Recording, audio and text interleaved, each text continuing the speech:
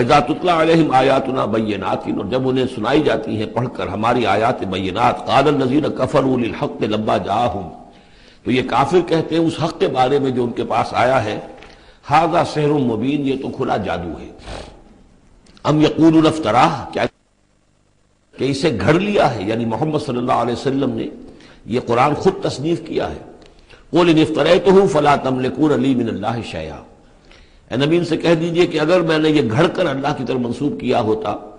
تو تم مجھے اللہ کے پکڑ سے کچھ بھی نہیں بچا سکتے۔ یہ مضمون آئے گا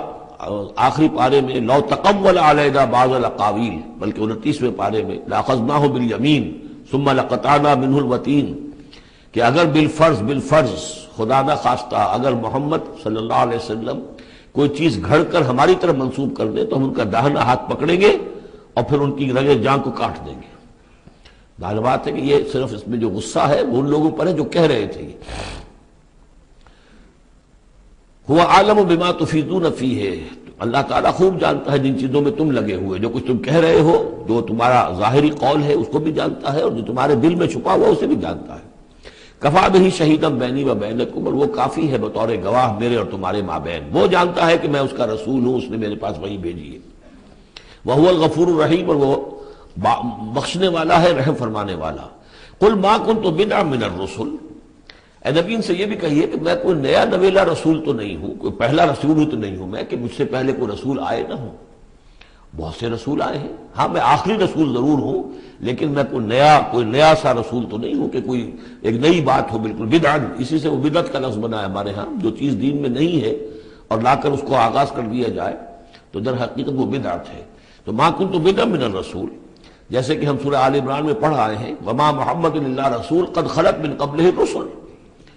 اسی طریقہ سے عیسیٰ ابن مریم کے بارے میں آیا ہے علیہ الصلوۃ والسلام، کہ عیسیٰ ابن مریم کیا ہے؟ رسول، اور ان سے پہلے بہت سے رسول گزرے ہیں۔ قل ما کنت بدعا من الرسول وما ادری ما یفعل بی ولا بکم، اور مجھے کچھ معلوم نہیں ہے کہ کیا کیا جائے گا میرے ساتھ اور کیا کیا جائے گا تمہارے ساتھ۔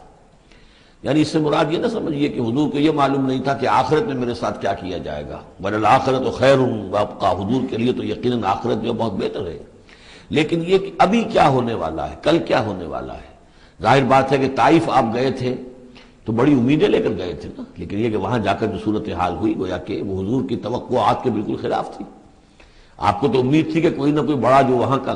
سرداروں میں سے کوئی نہ کوئی اگر مان لے گا میری بات کو تو میں پھر اپنا، چونکہ مکے میں تو اب ابو طالب کا انتقال ہو گیا اور وہی دنیاوی اعتبار سے میرے لیے پروٹیکشن کا ذریعہ تھے، لہذا اب کوئی اگر بڑا رئیس اور بڑا کوئی سردار جو ہے طائف کا وہ ایمان لے آئے تو میں اپنا یہ مرکز وہاں شفٹ کر دوں، لیکن یہ کہ وہاں وہ بات پوری نہیں ہو سکی۔ تو ما ادری ما یفعل بی ولا بکم،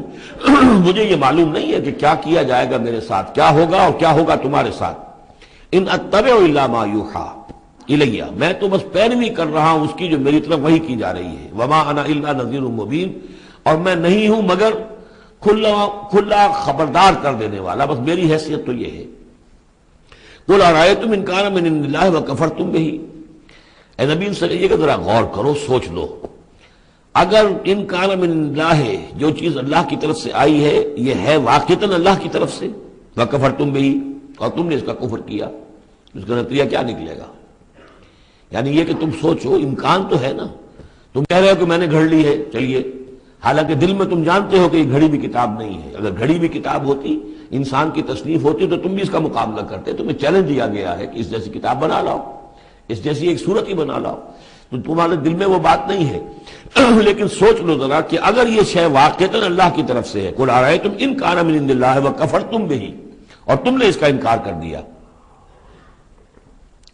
وشہد شاہد من بنی اسرائیل علی مثلہ، اور گواہی دے چکا ہے ایک گواہ بنی اسرائیل میں سے ایک ایسی ہی کتاب کی۔ اصل میں اس میں کافی تفسیر کے اندر اقوال میں اختلاف ہے، اس سے مراد جو ہے عام مومنین اہل کتاب ہیں یا حضرت موسیٰ علیہ السلام، اس لیے کہ کتاب استثناء میں جو پیشن گوئی ہے اس میں یہ الفاظ ہیں کہ اے موسیٰ میں ان کے بھائیوں میں سے تیرے مثل ایک پیغمبر اٹھاؤں گا۔ کتاب استثناء کے 18ویں باب کی 18 اور 19ویں آیات ہیں یہ تورات کی، جو عہد نامہ قدیم ہے اس میں، تو گویا کہ مثل ہی، یعنی حضرت موسیٰ کی طرح کے محمد ہے، حضرت محمد کی طرح کے موسیٰ ہیں علیہ الصلوۃ والسلام، کیونکہ صاحب شریعت رسول ہے حضرت موسیٰ علیہ السلام۔ حضرت عیسیٰ صاحب شریعت نہیں ہے، صاحب کتاب ہے، انجیل دی گئی ہے، انجیل میں شریعت نہیں ہے، انجیل میں حکمت ہے۔ کل ہم پڑھ چکے ہیں جئتکم بالحکمہ، میں تمہارے پاس حکمت لے کر آیا۔ شریعت، قانون، یہ در حقیقت تورات میں تھی، حضرت موسیٰ علیہ السلام کو دی گئی، اور یا پھر محمد الرسول اللہ صلی اللہ علیہ وسلم کو قرآن دیا گیا، اور یہ آخری اور کامل شریعت دی گئی۔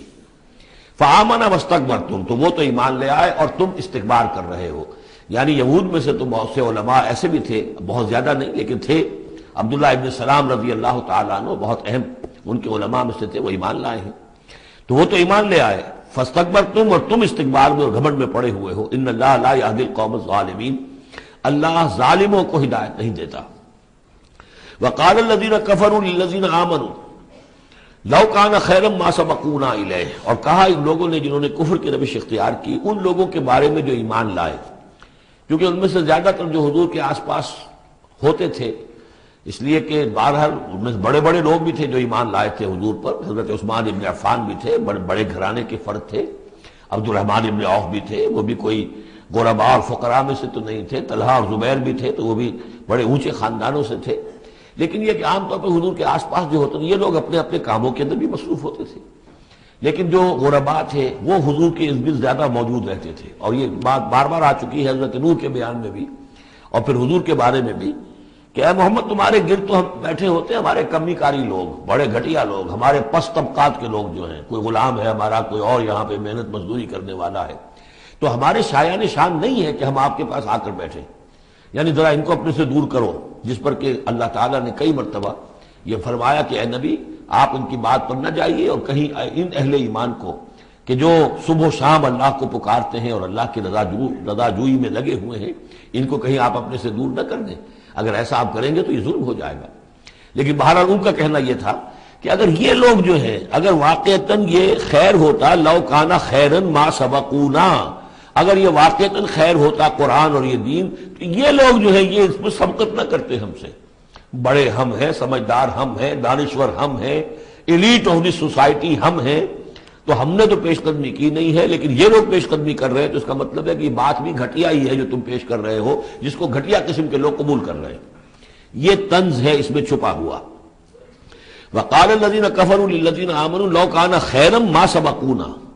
وَإِذْ لَمْ يَهْتَدُوا بِهِ فَسَيَقُولُونَ هَذَا إِفْكٌ قَدِيمٌ، اور جب یہ اس قرآن کے ذریعے سے ہدایت نہیں پا رہے تو کہتے ہیں کہ یہ تو گھڑا ہوا چیز، گھڑی ہوئی چیز ہے، افک ہے، پرانی شے ہے۔ وَمِن قَبْلِهِ كِتَابُ مُوسَىٰ إِمَامًا وَرَحْمَةً، حالانکہ اس سے پہلے موسیٰ کی کتاب موجود تھی اور اب بھی ہے، امامًا ورحمہ، وہ بھی رہنمائی کرنے والی ہے اور رحمت ہے۔ وَهَذَا كِتَابٌ مُصَدِّقٌ لِسَانًا عَرَبِيًّا، اور یہ کتاب نازل ہوئی ہے اس کی تصدیق کرتے ہوئے، یعنی تصدیق دونوں معنی میں، ایک تو کہ قرآن تصدیق کرتا ہے کہ تورات اللہ کی کتاب تھی، اللہ کی کتاب ہے، اگرچہ اس میں تحریف کر دی گئی ہے لیکن بہرحال اللہ کی کتاب تھی۔ انا انزلنا التوراۃ فیہا ھدی ونور، ہم نے تورات نازل کی تھی، اس میں ہدایت بھی تھی، نور بھی تھا۔ پھر انجیل کے بارے میں فیہ ھدی ونور، قرآن دونوں کی تصدیق کرتا ہے۔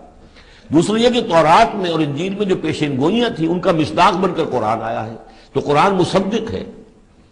لسانًا عربیًا، اور بڑی ہی عمدہ فصیح اور بلیغ عربی زبان میں ہے، لینذر الذین، تاکہ خبردار کر دیں ان لوگوں کو ظلموا، جنہوں نے کہ کفر کی روش اختیار کی، خبردار کر دینے کی ذمہ داری ہے، اور اسی لیے یہ جو آسان زبان میں ہم نے اس کو اتارا ہے تاکہ ہر شخص تک یہ بات پہنچ جائے۔ وَبُشْرَىٰ لِلْمُحْسِنِينَ، اور جو ایمان اور اسلام اور احسان کی روش اختیار کریں ان کے لیے یہ بشارت بن جائے۔